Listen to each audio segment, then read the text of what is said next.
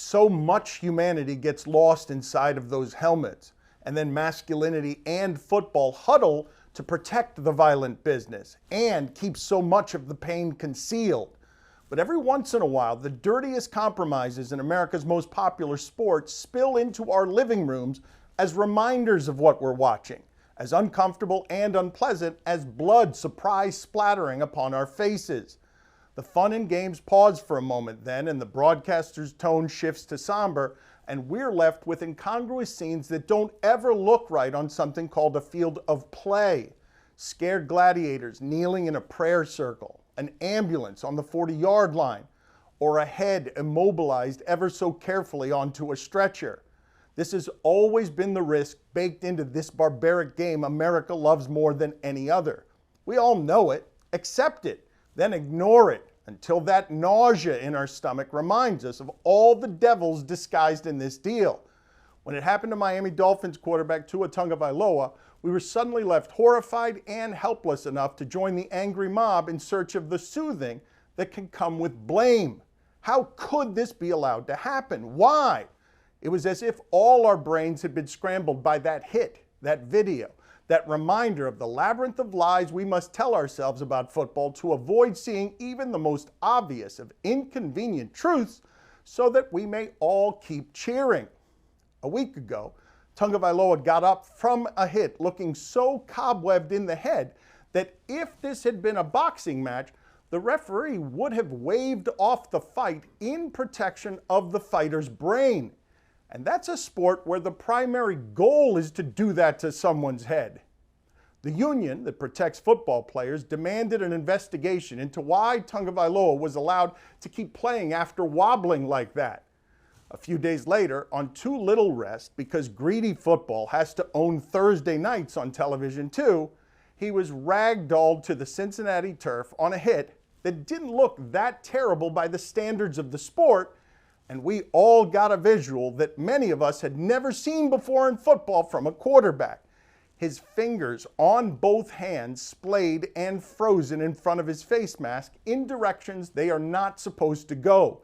Athleticism short-circuited, all of us getting to see for ourselves without needing any concussion protocol or medical degree that there had been a scrambling of the brain's wiring into something that looked very much like a seizure symptom.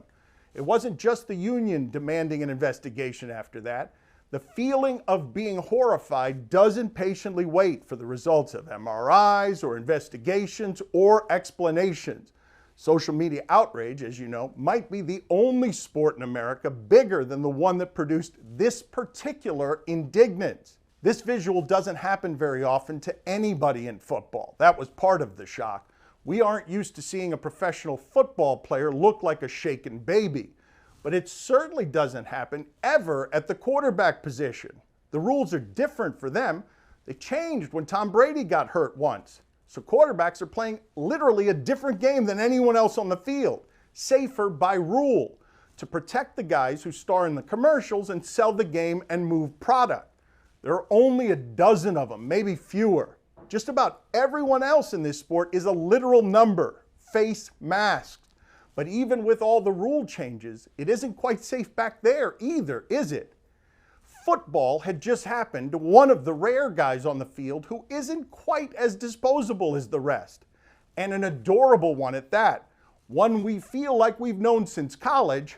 One surrounded by hope on a then undefeated team that hasn't won a playoff game in a generation. A sweet young man, a baby face. The humanity was no longer lost inside the helmet, and masculinity in football could no longer huddle usefully to protect the violent business. There was a human being we cared about under those splayed, frozen fingers, or at least one we feel like we know, and he has never looked that fragile, that vulnerable, that unsafe. The horror of that made us all wonder with discomfort, not why we were watching any of this, mind you, but why the doctors and Dolphins had allowed this unpleasant reminder into our lives before bed. It was like hearing a gunshot at what had been a great party. But instead of turning and running away, we all went hunting not merely for the shooter, but for the manufacturers of all the individual gun parts. We blame the Dolphins and doctors and coaches and the league and the protocols, and some of us even concocted a labyrinth of conspiracy and lies with our distrust of American institutions in 2022. But you know what we didn't do very much? Blame football. Maybe because that's the only one of the blames that would require us all to grab a mirror. People don't realize how big and sturdy even Brady and Peyton Manning actually are, or how much protection they provide themselves by getting rid of the ball so quickly and without scrambling around. They'd tower over most of the people you've met in your life, and you'd be surprised by how large they are if you stood next to them, because our perception of their size is distorted by the giants who surround them. Tagovailoa is slight by comparison, listed at what appears to be a generous 216 pounds. In search of flexibility and mobility, as the sack savages get faster and more menacing, the quarterbacks are getting smaller in this league as the players chasing them get bigger. The man who ragdolled Tagovailoa, Josh Tua, weighs 345 pounds. It's rare to see a quarterback launched anymore. Hell, we've gotten so used to quarterbacks being protected by rule that we expect to see flags whenever that position or our position are jostled by the violence. Unnecessary roughness is the call, as if the entire sport isn't that. Tua has been throwing around 216 pounds in the weight room since he was a teenager, trying to get to the top of bigger, stronger, faster in an arena that is survival of the fittest.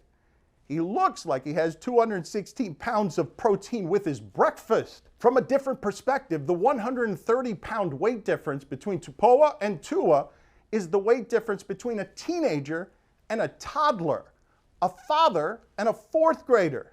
There's a reason we usually have weight classes in all our other violent sports. A boxer died in the hospital last week, 5 days after being knocked out in the ring. He was a junior welterweight named Luis Quinones, and he was 25. We did not know him the way we think we know Tagovailoa, and we did not have to watch it happen in the ring. But only because we were spared.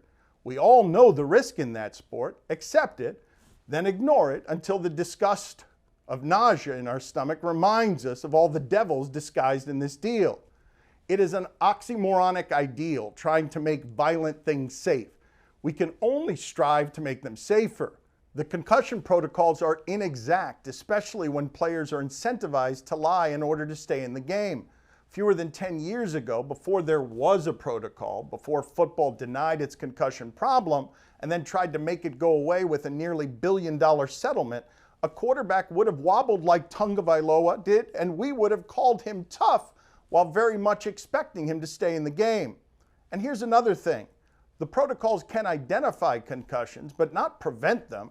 They provide merely the illusion of safety, making us feel better about things. Football, by its very existence, is an exercise in brain damage. There's CTE happening on every field, every Sunday, and Monday, and Thursday. Every once in a while, though, we all have to deal with that ugly truth together with an ugly visual, as opposed to pushing it 10 years down the road where it can exist more quietly and alone as the ringing inside of a former player's head. But it is an exercise in gymnastics to get your morality and humanity and decency all aligned whenever something you love regularly produces something you hate. It shows you the myopia at the center of the spectacle that Dolphins coach Mike McDaniel, who really does seem like a kind and thoughtful man, actually said that he would never knowingly put a player in harm's way. Think about that one for a second. Think about what he does for a living. Think about how numb to carnage you have to be to not understand that as a football coach, all you ever do by letting anyone take the field is knowingly put them in harm's way. Once upon a time, in the Colosseum, the only people participating as gladiators in fights to the death were inmates and slaves, prisoners. But the glory and applause eventually became enough to lure volunteers. Every Sunday, on a day for rest and religion, cities gather around their stadiums to cheer numbers and colors and regional identity, and this habit is handed down by generation. The disposable employees volunteer for the money inside the maw of the machine, a machine that keeps growing, at least in part because it is violent. Those people out there are braver than most of us, or less afraid of consequences, or they feel so bulletproof with youth and confidence that they assume it'll happen to someone other than them. It is not in the nature of the people who do this for a living to listen to danger instead of trying to overcome it. Otherwise, they wouldn't be doing this for a living. It was Upton Sinclair who said, "It is difficult to get a man to understand something when his salary depends upon his not understanding it." You heard Chris Nowinski on with us last week. He was dismissed as a raving lunatic, especially by Dolphin fans, when he saw what happened to Tagovailoa, and he said all the coaches and medical staff should be fired and that Tagovailoa should not play again this season or for the Dolphins ever again. He was emotional and angry, and he also happens to have more expertise here than most. He's been a prisoner inside his own skull since he had to retire from wrestling at 24, Tagovailoa's age. He lives alone with the sleep disorder, the nausea, the headaches. He serves on the NFL Players Association Mackey White Health and Safety Committee. He's a neuroscientist. And he said 6 hours before Thursday's game that there wasn't any circumstance under which Tagovailoa should be allowed to take the field. And he said that the decision makers should be charged with murder if Tagovailoa died. The language he used was more extreme than any you've ever heard from someone with his expertise, at least in part because he hasn't felt heard despite his expertise. It is not hard to understand his frustration. Imagine if you had more information than most about approaching doom, but nobody seemed to be listening. Imagine if you were scared and screaming, but didn't feel like you could be heard above all the cheering.